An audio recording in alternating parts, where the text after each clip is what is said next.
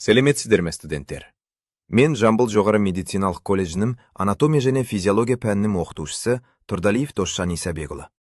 Бүгін сіздерді аяқ сүйектерінің құрылысы және қызметімен таныстырамын. Аяқ сүйектері екі бөлімнен тұрады. Жамбас белдеуінің сүйектері, чингулум мембре инфериорис. Еркін қозғалатын аяқ сүйектері, скелетон мембре инфериорис либере. Жамбас белдеуі жұп жамбас сүйектен және артқы жағында 8 көзден тұрады. Аяқтың еркін қозғалатын сүйектеріне ортан жілік, сирақ сүйектері, асықты жілік тибия және асықты жілік шыбығы фибула, және аяқ ұшы сүйектері осса педис жатады. Аяқ сүйектері тірек қимыл жүйесінің негізгі бөлігін құрайды, және адамның дене салмағын ұстап тұру, қозғалу, тепе-теңдікті сақтау қызметтерін атқарады.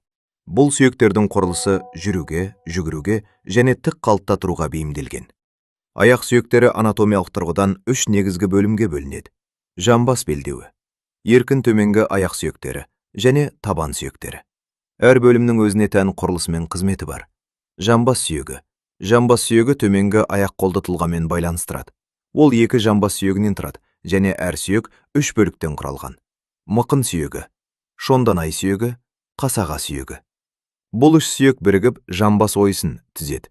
Осы ойысқа сан сүйегінің басы кіріп, жамбас сан буынын құрайды. Қызметі: дене салмағын аяқтарға тарату, ішкі ағзаларды қорғау. Сан сүйегі, фемур. Сан сүйегі адам ағзасындағы ең ұзын және ең мықты сүйек. Ол 3 негізгі бөліктен тұрады. Сан сүйегінің басы дене бөлігі төменгі ұшы, мішелкалары. Сан сүйегінің басы жамбас ойысына кіріп, жамбас сан буынын түзеді. Ал төменгі ұшы тізе буынының құрамына қатысады. Қызметі: қозғалысты қамтамасыз ету, дене салмағын ұстап тұру, бұлшықеттердің бекінуі. Тізе тобығы, пателла. Тізе тобығы жалпақ, домалақ пішінді сүйек. Ол тізе буынының алдыңғы жағында орналасқан және сан бұлшықеттерінің сіңірінде жатады. Маңызы: тізе буынын қорғайды, бұлшықет күшін арттырады, тізе қозғалысын жеңілдетеді. Балтыр сүйектері. Балтырда 2 сүйек орналасқан. Үлкен желіншік сүйегі, тибия, балтырдың ішкі жағында орналасқан. Дене салмағын тікелей көтеретін негізгі сүйек. Тізе және тобық буындарының түзілуіне қатысады. Кіші желіншік сүйегі, балтырдың сыртқы жағында орналасқан жіңішке сүйек, бұлшықеттердің бекінуіне қатысады.